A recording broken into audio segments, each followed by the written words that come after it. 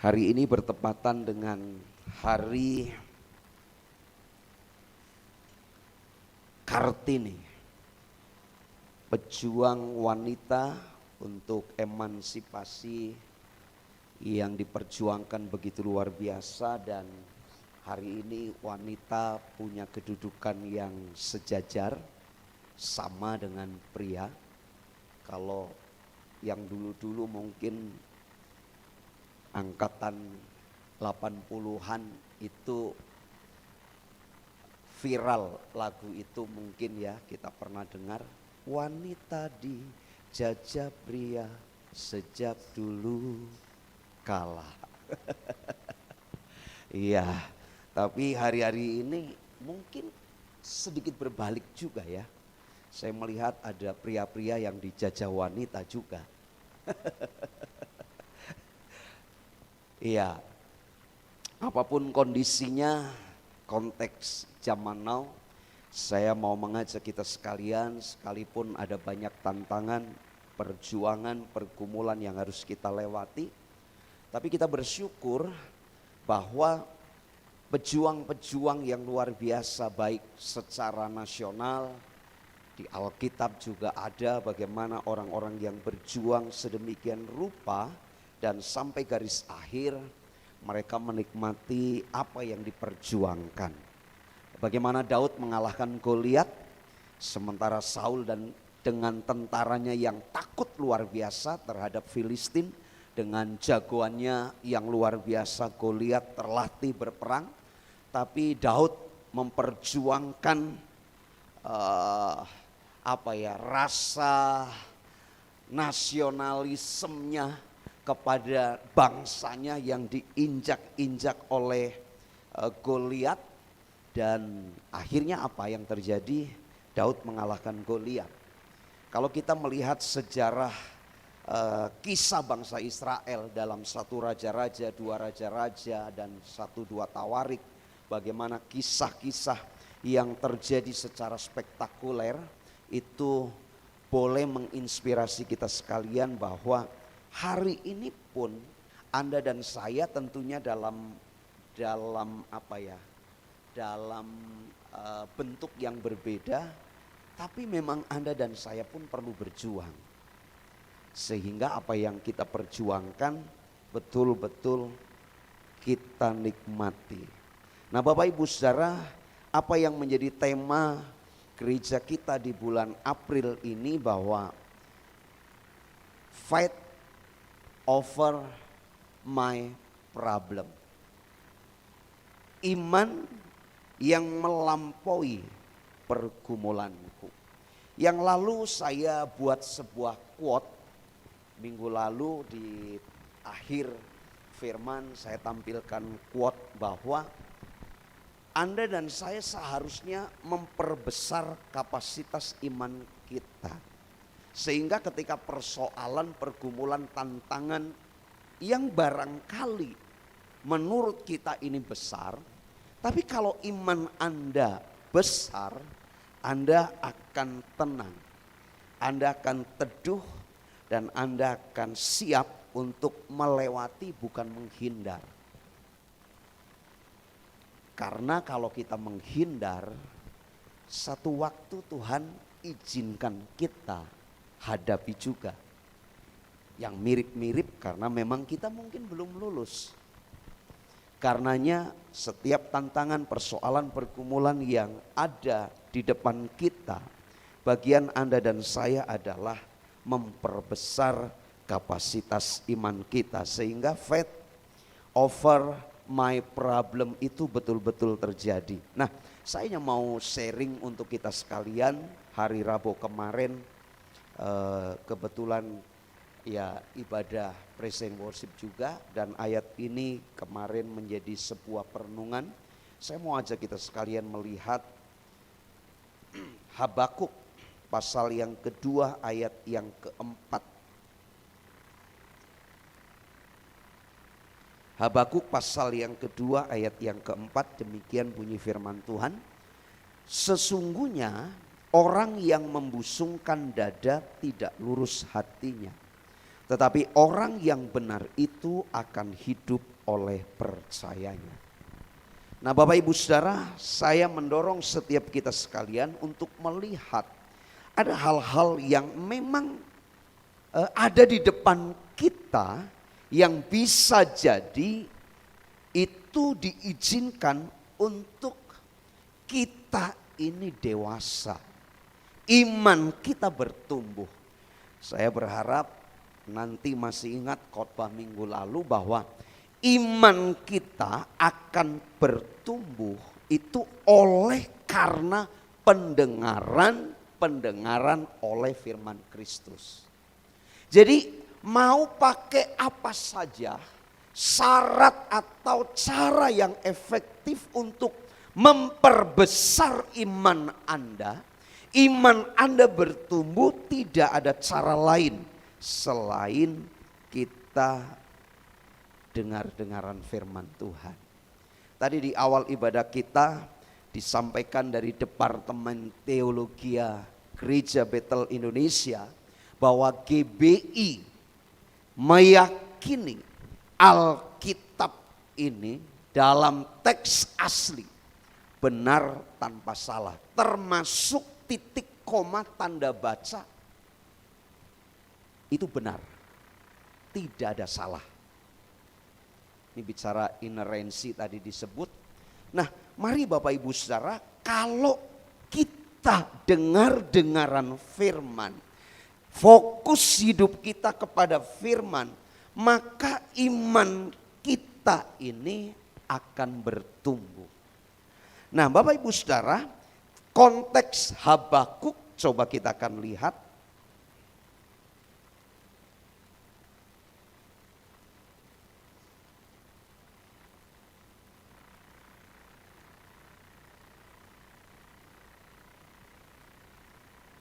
Ke slide saya.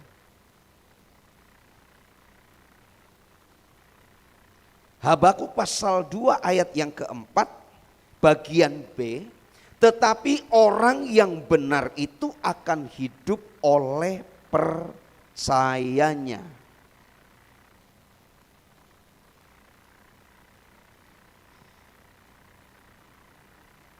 Ada hal menarik Bapak Ibu Saudara, kalau kita perhatikan di pasal 1 ayat yang kedua, di situ kalimat yang diucapkan oleh Nabi Habakuk kepada Tuhan, perhatikan kalimatnya begini ya. Berapa lama lagi Tuhan aku berteriak tetapi tidak kau dengar. Aku berseru kepadamu penindasan tetapi tidak kau tolong.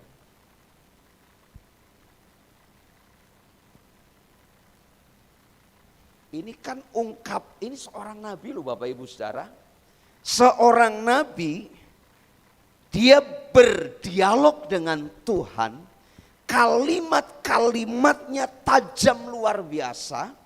Dan mungkin kalau kita pakai budaya Jawa, ini gak sopan. Perhatikan tuh. Berapa lama lagi Tuhan aku berteriak, engkau gak dengar. Aku berseru kepadamu penindasan, tapi tidak kau tolong. Lebih ekstrim lagi, masuk di ayat 12. Bukankah engkau ya Tuhan dari dahulu Allahku yang maha kudus.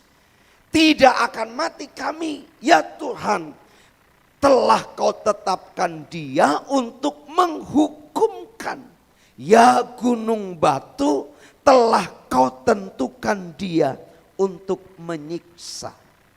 Jadi kalau kita belajar sejarah bangsa Israel, kalau Bapak Ibu Saudara perhatikan kitab Hakim-Hakim, kemudian masuk Hakim-Hakim itu setelah itu apa? Halo?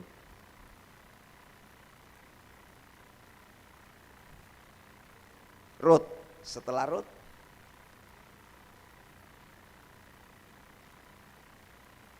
Ayo.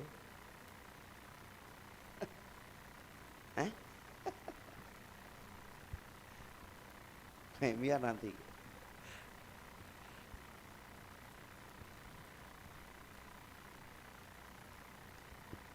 Kalau kita melihat sejarah bangsa Israel, itu gini ya. Israel keluar dari Mesir, itu langsung dipimpin oleh Tuhan. Melalui Musa yang dipilih Tuhan, dengan tiang awan di siang hari, tiang api di tengah malam hari. Setiap tiang awan ini berhenti atau tiang api berhenti di satu tempat, maka bangsa Israel disuruh membuat kemah di situ. Karena apa? Akan ada persinggahan di tempat itu. Tapi kalau tiang awan atau tiang api mulai bergerak, itu tandanya mereka berkemas-kemas, kemasi kemahnya dan semua barang bawaannya, kemudian mulai ngikutin lagi tiang awan, tiang api. Tapi menangis ketika Tuhan melihat umat Allah. Kalau saudara lihat ya, itu kan dipimpin oleh Yosua pasca Musa, kemudian masuk hakim-hakim, kemudian Kisah Rut. Tetapi saudara perhatikan, muncul bangsa Israel sungguh-sungguh menjijikkan di mata Tuhan, dan sampai akhirnya muncullah Nabi Samuel. Betul? Tadinya kan Imam Eli ya. Imam Eli keturunannya itu dipotong sama Tuhan. Dalam istilah bahasa Inggris itu cut off. Ini hati-hati ya buat kita pria-pria. Saya juga berjuang terus sampai hari ini dan sampai nanti Tuhan panggil saya, supaya jangan sampai ada istilah cut off. Cut off itu katakanlah kalau ini arus, itu begitu dilepas,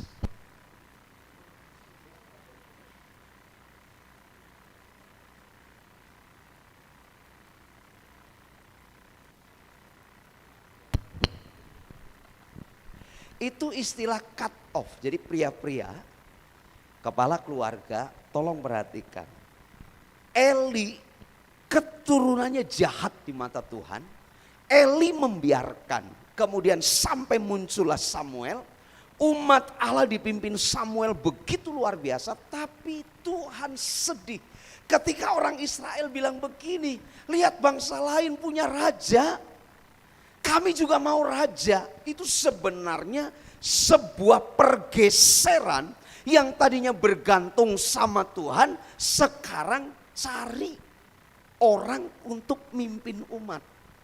Jadi itu terjadi pergeseran yang luar biasa. Nah, singkat cerita, kalau saudara melihat Saul itu setengah atau tidak punya hati ya, setengah hati ya. Halo? Saul ditolak loh sama Tuhan. Kemudian digantikan Daud. Daud digantikan oleh Salomo. Nah, ketika Salomo memimpin, maka unsur ibadah-ibadah ilah-ilah asing itu ada dalam tanda kutip pembiaran atau diizinkan. Maka umat Allah itu naik turun. Naik turun, makanya dihukum Tuhan. Terjadi pertumpahan darah, terjadi peperangan yang luar biasa, dan Tuhan izinkan bangsa-bangsa di sekitar Israel untuk menghukum, untuk menyiksa umat Allah.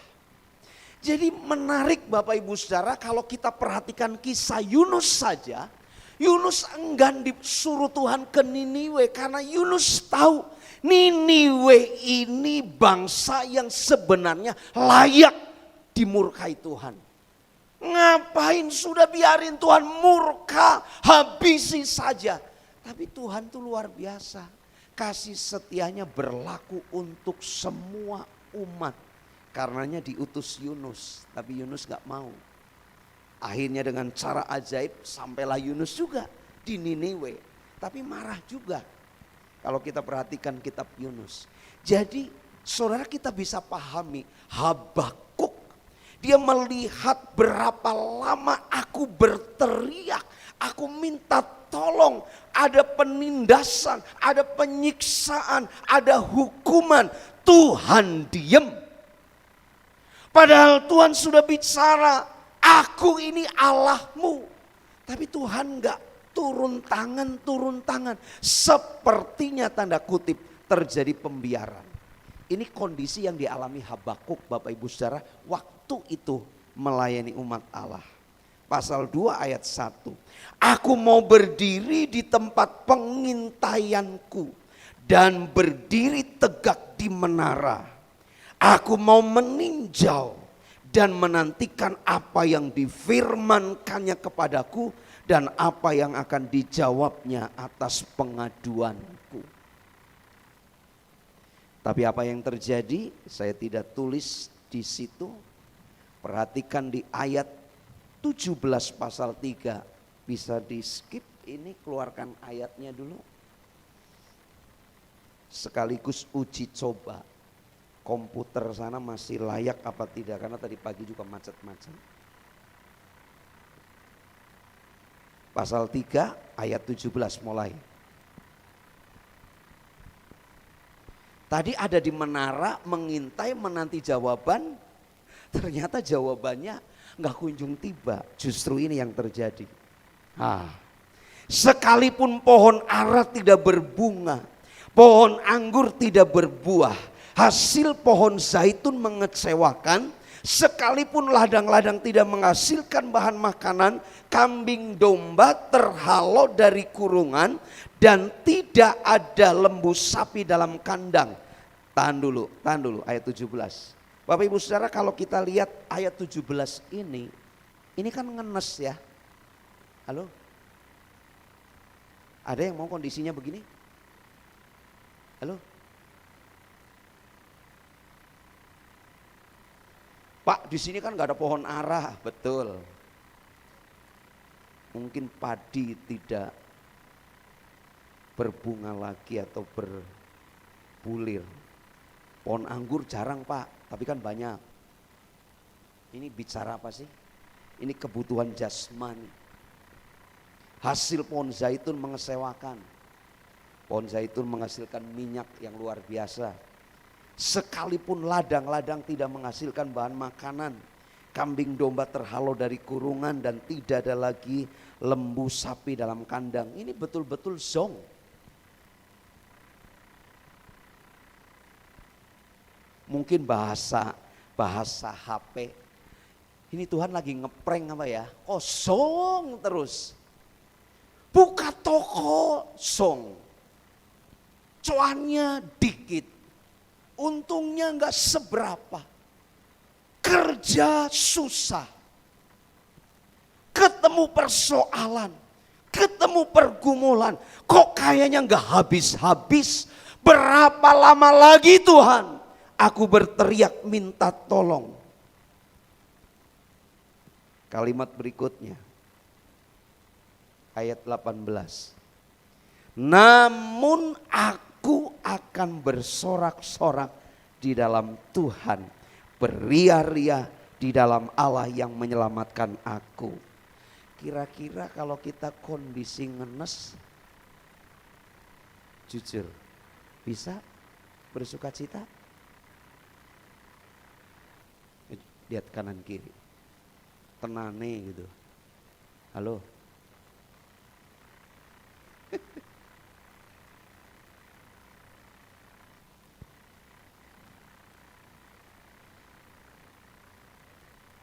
Sulit ya, betul.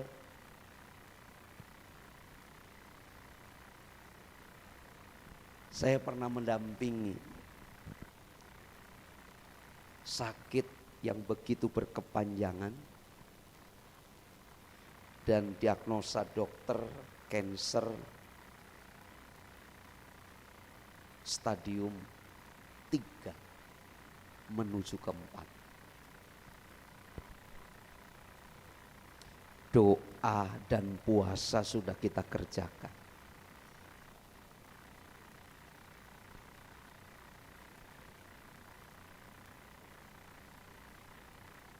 Tiap malam saya ambil gitar.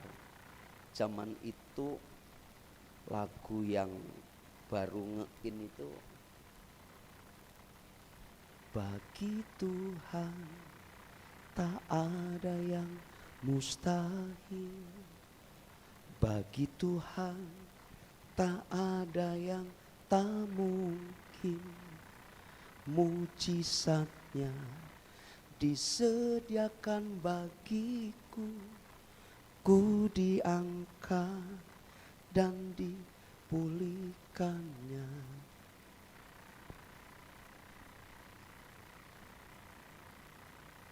Saya merawat sakit istri saya waktu itu.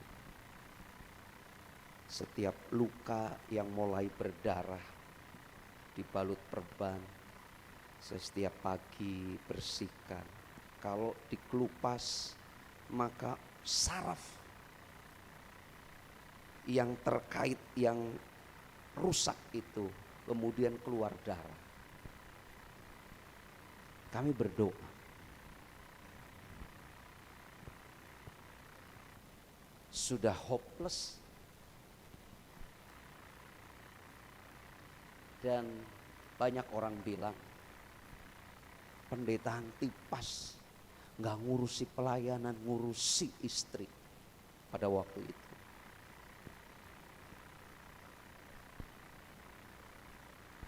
Saya bersyukur waktu itu ketika dalam kondisi saya pun sudah hopeless, sudah down, kemudian dengar orang bilang pendeta nggak ngurusi pelayanan tapi ngurusi istri. Saya mau marah, mau berdebat, capek. Dan saya nggak tahu kalau hari itu ternyata dari siang itu sudah kritis dan akhirnya kami bawa ke rumah sakit. Dan saya kaget, Pak Paulus datang dengan wajah yang merah.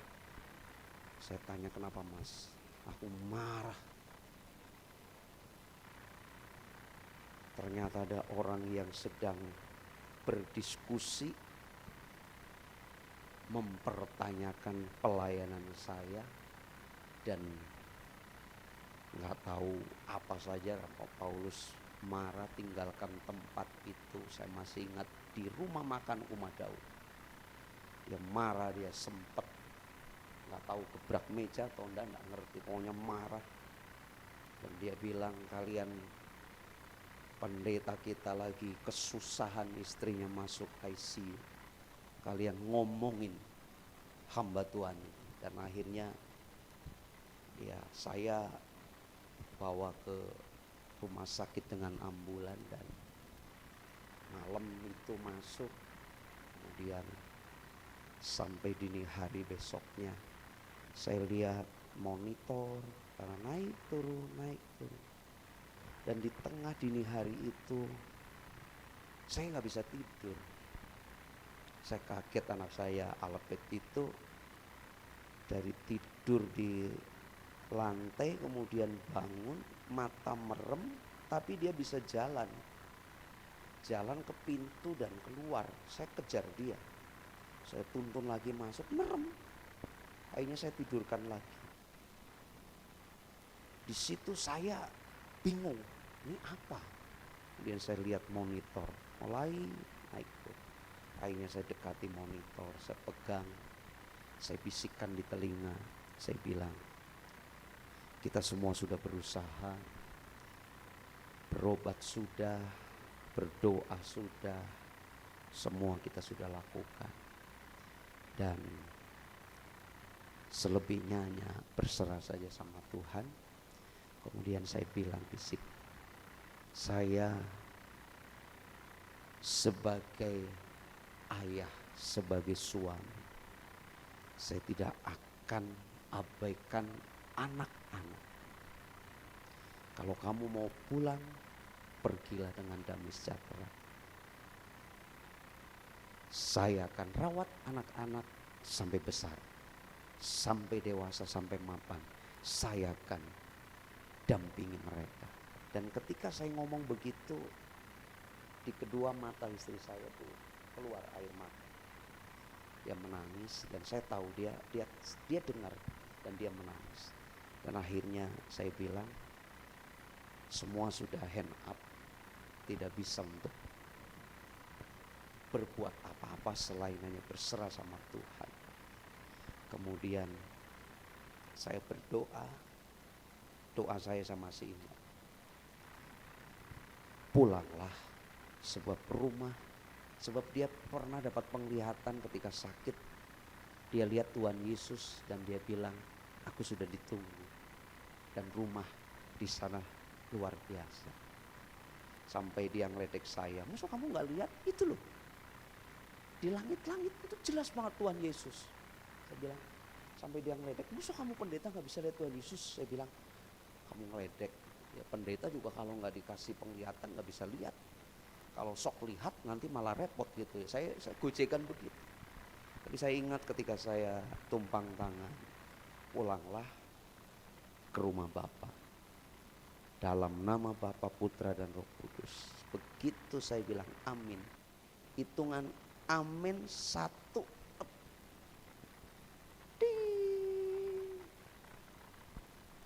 Waktu doa saya kuat, waktu diskusi saya kuat, walaupun melihat istri saya menangis.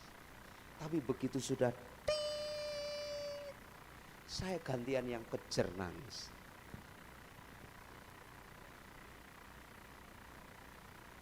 Saudara, sekalipun jawaban doa kita tidak seperti yang kita harapkan, tapi bagian kita sungguh-sungguh percaya kepada Tuhan. Tuhanlah yang terbaik. Amin. Amin. Bilang sama sebelahnya, orang benar hidup karena percayanya. Buka toko, cuane kok bisa dihitung pakai jari kita 10 gitu ya. Aduh, cuman 6 ya. Tapi jangan patah semangat.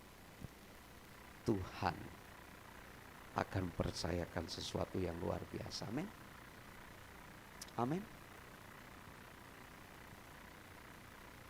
Amin.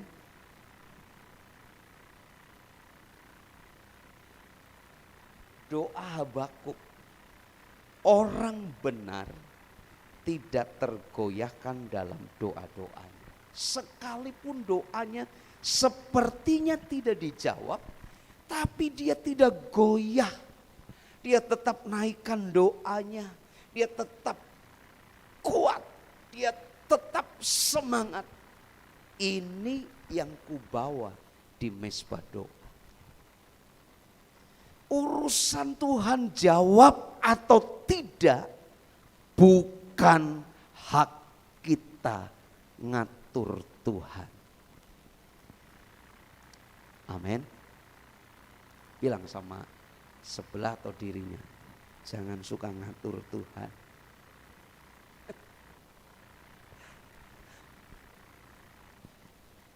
Saya ngalami Bapak Ibu Saudara tadi kesaksian tadi ya. Saya rindu, saya minta sama tim Praise and Worship divisi pelayanan 1 minggu khusus ibadah Praise and Worship saya yang pimpin, dan akan ada bergantian orang-orang jemaat yang mengalami pertolongan Tuhan. Karenanya nanti bulan depan saya akan hunting siapa untuk dampingi saya kesaksian di depan. Supaya betul-betul gereja ini mengalami, dan kita sudah mengalami berkat pertolongan Tuhan. Tapi kita mungkin malu untuk menceritakan. Yang lalu Jumat Agung ya, nih si Ade Dian kesaksian, Pasca atau Jumat Agung, yang dia sudah masuk ruang cuci darah, tiba-tiba itu dicari apa itu, nadi untuk masukin alat supaya darahnya nanti masuk keluar, masuk alat, masuk lagi ke tubuhnya. Itu sampai berapa menit nggak ketemu, sampai akhirnya sudah berhenti. Dan teman kita ini bilang, dok pengen kencing. Akhirnya dia kencing, semua yang nyumbat-nyumbat keluar dan gak jadi cuci darah.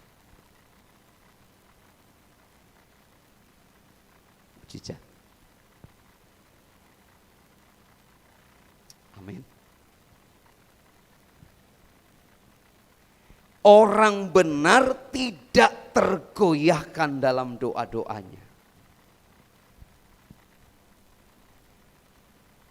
Saya punya pengalaman, saya punya sakit pistel. Pistel itu bisul, tapi bukan bisul yang keluar. Ini Bu Lia mungkin tahu istilah medis. Bukan pistol ya, pistel kalau nggak salah apa itu waktu itu ya. Saya sudah ke rumah sakit A, ketemu dokter. Dan waktu itu di terapi sama dokter, dia hamba Tuhan juga, saya sudah kenal, cowok, dan sekarang dia sudah di rumah Bapak. Waktu itu saya kalau periksa ke dokter ini dia sudah tahu, oh ya Pantipas, oke, kasih obat, kemudian itu bisul yang ke dalam itu pulih. Tapi nanti nggak berapa lama lagi muncul lagi. Kemudian dokter bilang gini, Pak, kurangi makanan minyak-minyak dan lemak. Oh gitu ya dok, sudah kurangi. Saya sudah doa pakai jurus apa itu ya, pakai minyak, saya olesin, tetap kambuh.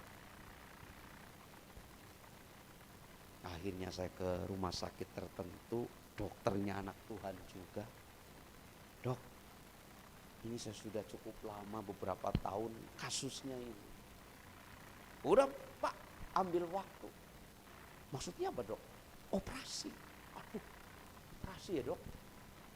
Saya mau ngeles sama dokter kan gak enak gitu ya. Dok, gak ada jalan doa dok gitu ya.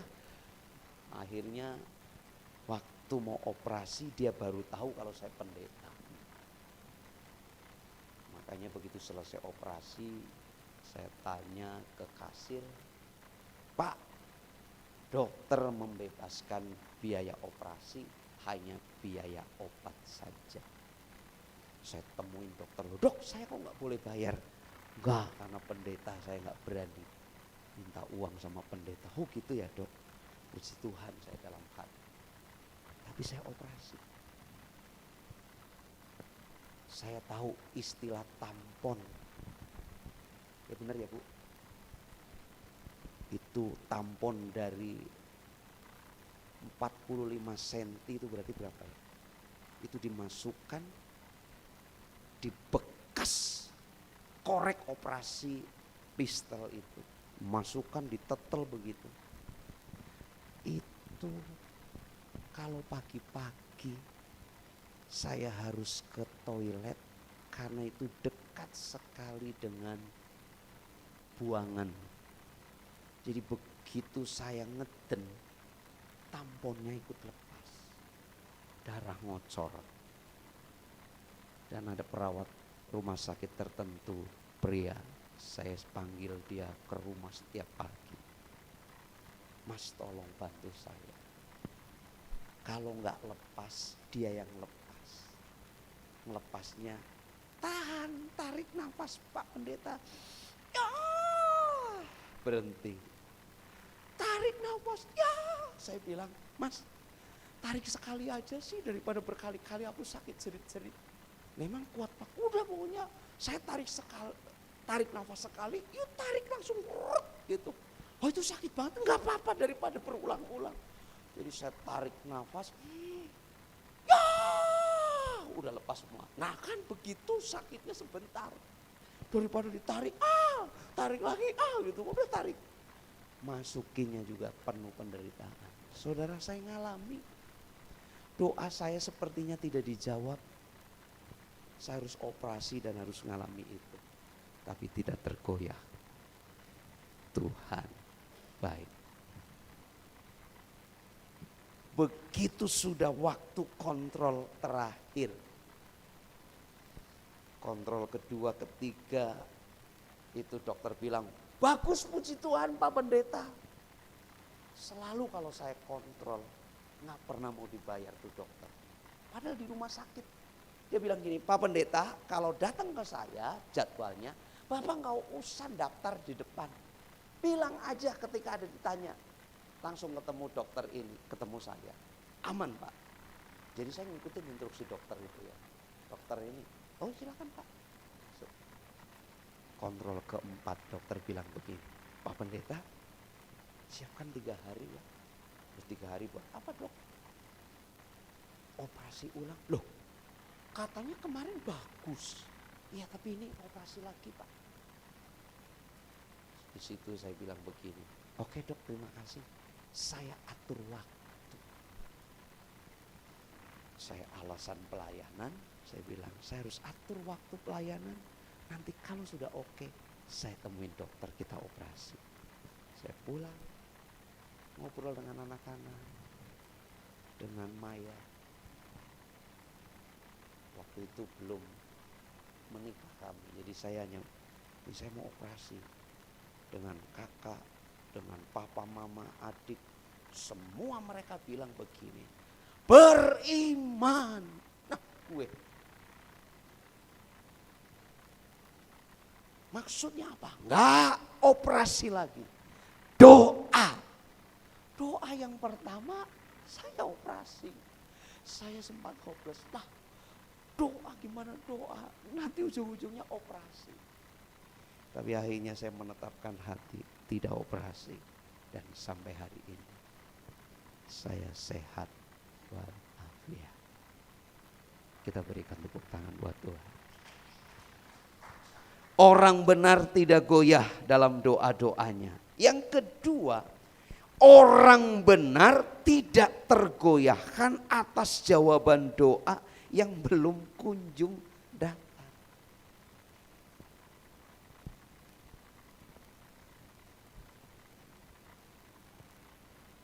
Ini ibu-ibu yang mengerti betul situasi atau kondisi.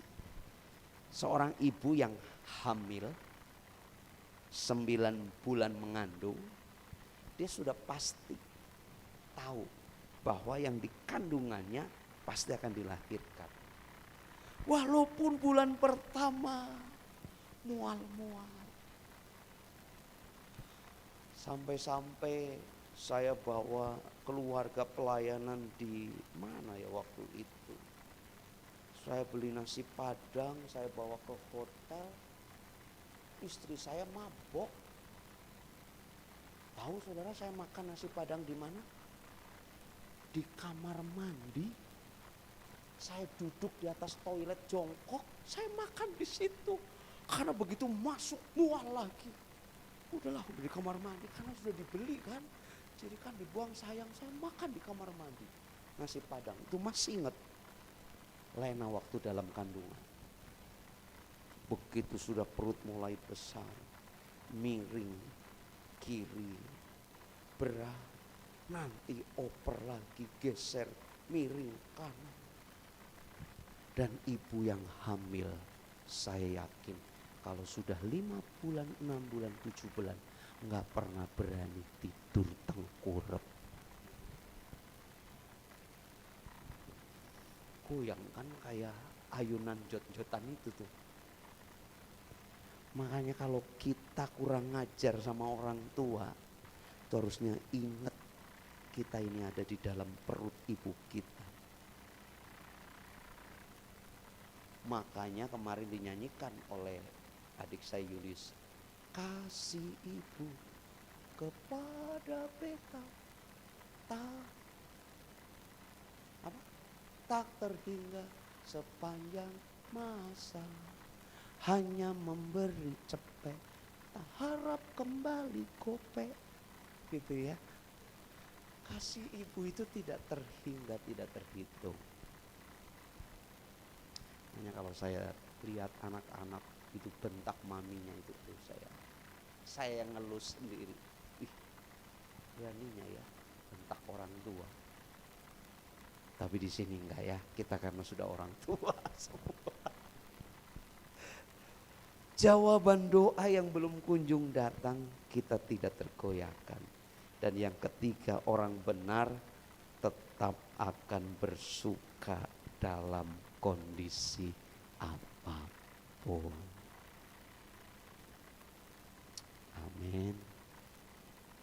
Ditipu tetap bersuka, disakitin tetap bersuka.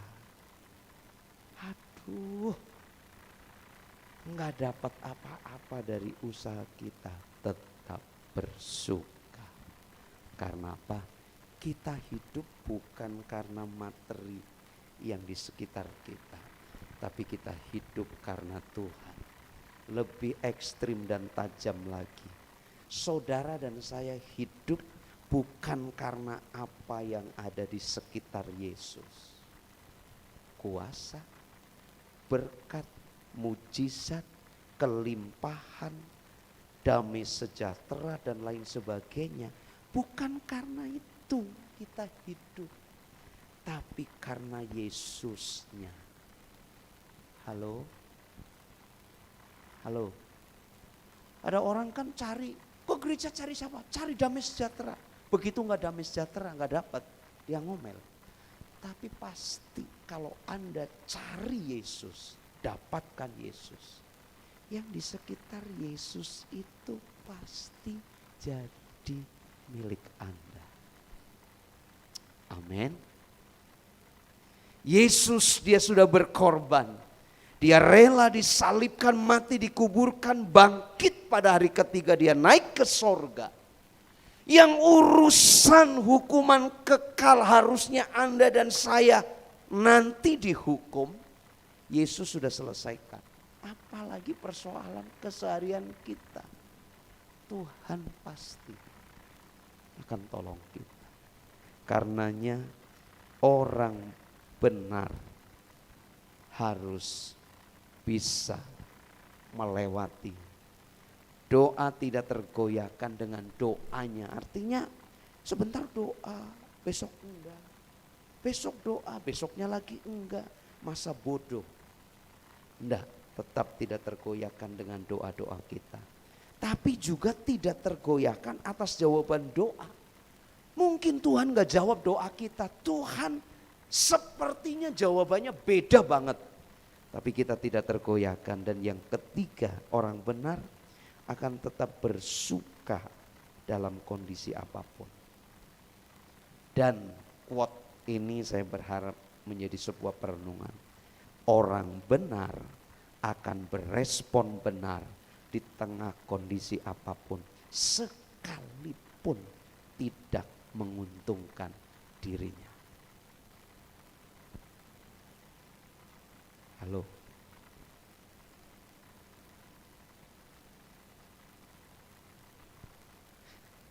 Ini kalimatnya simpel ya Bapak Ibu. Tapi ini beratnya di sini nih. Sekalipun tidak menguntungkan diriku.